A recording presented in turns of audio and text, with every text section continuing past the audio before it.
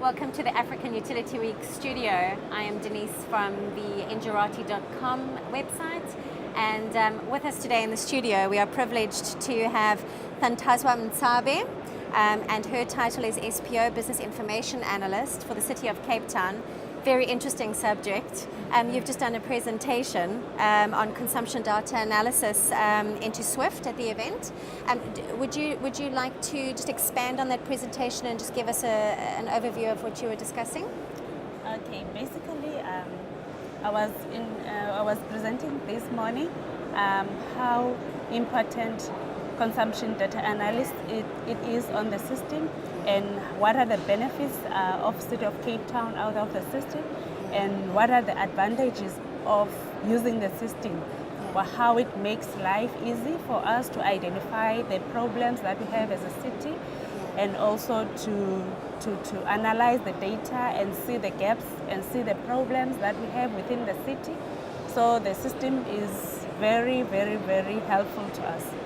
So this morning I was going through the analysis itself on how is it done, and then which data sources that we are using in order for us to analyze the data. We get different types of data sources, and then they get imported into the system, and then analysis is done on the system, and then we use that information for consumers, our consumers.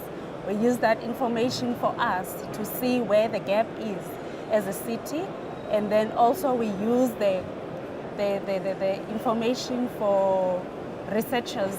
If the students that is doing research on water environment, that information is vital for them because they need to know the latest data in the city, and also they need to get an accurate and valuable data. Also, that data is useful for external consultants in terms of the development application. Let's say at the city there's a new development that needs to be done. So we receive requests from the consultants for us to provide the information on the development, or to say how much supply demand is on that specific area.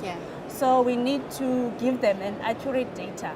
And also this data is vital for infrastructure planning and upgrade, which is vital to sewer and water modeling. So our engineers are getting proper data for them to do modeling for future. So, sorry, I'm just going to interrupt you there. Maybe it's a silly question. How are you actually obtaining this information? What type of are there meters that are in consumers' homes and commercial and industrial buildings? And is it is it throughout the city of Cape Town, or is it only in certain areas? Because I know, for instance, where I am, I don't have a meter. I've only got a prepaid meter in my home. So where are you getting this information from? Okay. Firstly, we do the manual. There's a manual side of it, and there's an automatic side of it. In the manual side of it, the meter readers, we have allocated meter readers within the city. So they go per district. We have 8 districts for the city of Cape Town. So each and every district is allocated with meter readers. They go there and then read the meters. They do rounds depending on the month. On monthly basis, they do rounds, and then they collect the data. It gets captured into SEP, and then SEP SWIFT system get the data through the extraction from SEP. On the automated side of it, we have GIS side of it, the data capturers, as well as the vans, like the vehicles, where they are collecting the data. Where there is a meter located, it gets automatically into the van, and then the data is uploaded from there, and then it gets into the system. So we have different types of manual and automated. I'd imagine the automated is probably where Cape Town is probably going to be heading sometime soon. I'd imagine that's perhaps more efficient, a more efficient way of getting it's very efficient data. Because sometimes the manual side of it, there's a human error. So it's better we are getting into that solution of automating, because it's it's linked to the meter. Yeah. So once the vehicle gets passed by where there is a meter, automatically it collects the data, Right. and then from there the data extracted from the system where there is from that vehicle. So. Right. So that's how we collect the data. And also there is geographic information systems data where we get the property location of the stand or of the house. Yeah. And then also that information is linked to GIS through the land use and zoning so that we can know where the stand is located, and then what is the zoning. Is it a residential area? Is it an industrial area? Is it an educational institution? Right. Etc., etc. And also we receive bulk meter data, which is, we get it from bulk water, and then that reflects the bulk supply and reticulation systems within the city, and then to external customers as well. So that data, it gets collated from different data sources, and then Swift gets that data from those different data sources, and then they get imported to Swift, and then Swift analyze the data in terms of the process. We have the This must be cutting quite a bit of time, this particular program. So it basically collates and almost segments the different bits of information. So a lot faster than what you've had before, where maybe somebody was doing that manually? Yes. Because now we are just running the process within Swift program, and then the data get analyzed, and then you can see where there's gaps, where there is no meters. So we can easily identify as an analyst, to see, this house does not have a meter. We will send someone there to go and check what is the problem. Is it why the meter is not read? Because those are one of our challenges, where you see that there is no meter in a specific house. It's either the meter is not read or there is no meter at all. So the system is helping us to identify such areas. So the advantage to this system as well is we are updating it on monthly basis from the Swift side, so that we can know each and every month what is the trend. So this must be recovering quite a bit of perhaps lost revenue. Yes. Was there a specific goal that the city was looking for to try and recover a lot of lost revenue? Have you seen all these advantages? Have you seen the revenue almost doubling or tripling? Or what kind of results are you getting? Is the city actually making their money off this particular program by recovering lost revenue? Yes, it is vital for water balances for us. Right. And then because we can see the water losses through the process, and then we can identify where there is a water loss in a certain suburb, in a certain area. So we go and visually check and then see where the problem is. And then also it helps us in terms of the water audits. So when there is a water audit that is done, so Swift is very useful in terms of the stats. Its stats. It's used for water audits and then calculation of water tariffs, and also it helps us for billing purposes.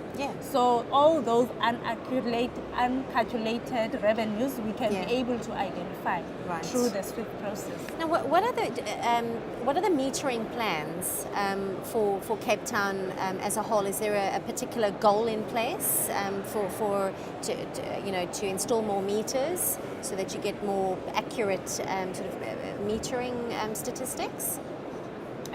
City of Cape Town's aim is to make sure that all the consumers have meters, and also those meters are easily accessible. So that's our aim. So in order for us to achieve that, we need to manually go check or see from the system what are the gaps, and then we compare and see how can we solve the problem that we are having in terms of metering. And then in terms of also sometimes we find out the formal cadastral layout is not linked to the informal settlement, which is the informal area. So in those cases also we need to check what is the problem. Sometimes we find out that there's an incorrect linking for consumer to a geographic information cadastral data. All right. So we need to compare and see those such problems. I mean, with regards to this new program and with metering, have there been some really major concerns and challenges during this whole process of using this new program? And how have you overcome these challenges? As I mentioned just now, that we're having problems with meters that are not read, meters that are not on our treasury data, which is our billing database. So that's how we currently, this system is helping us to identify those challenges, and then the solution now is for us to get all the meters linked to the system through SEP. So those gaps are found through SWIFT, because some areas will find out that one house does not have an address, which means we need to go there and see where the house is located through geographic information system data. So SWIFT is helping in that area for locating where the property is. And then we go and check, okay, this is where the property is. Is there any meter there? There's not. And then the people that are installing meters, they will go and install if there's no property. And then after, SEP, which is our database, it gets updated there. And then SWIFT get the information from there, which is the monthly update will resolve this problem that we're experiencing. And then if those monthly rounds that are being done by meter readers will be helpful, because we will be able to update on monthly basis now on the current situation. So it will improve the City of Cape Town's metering. As far as your department is concerned, where do you see it developing to the next level within so many years, within the next 5 to 10 years? Where do you see your department? What are your hopes for the department? My hopes for the department is to see us improving in terms of data, no more gaps, because the system is in place now. It's helping us to close the gaps within where there's no meters, where there's challenges. So in future now, the system will be running smoothly. All people are happy, they are metered in their homes, and then us as well, we are happy because everyone is having water. Well, sounds like a good solution for the next while, and I'm sure you've got many challenges and opportunities on your hands. Thank you so much for taking the time out to be with us in the studio today. I trust that the last day will be a fruitful one and that you'll enjoy it. To our viewers, thank you so much for joining us. Please note that on our Engerati website there are other studio interviews that you can go and have a look at. Thank you.